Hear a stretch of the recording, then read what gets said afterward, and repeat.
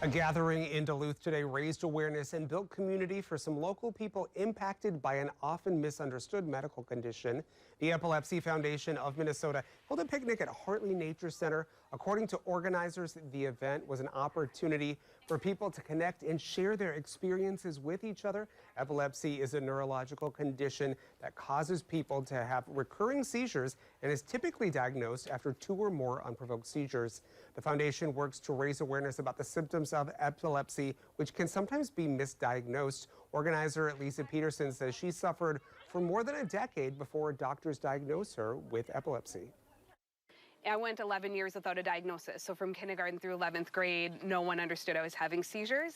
And so I know firsthand what it's like to be misunderstood. In fact, my diagnosis came after having a seizure while driving at 16 years old.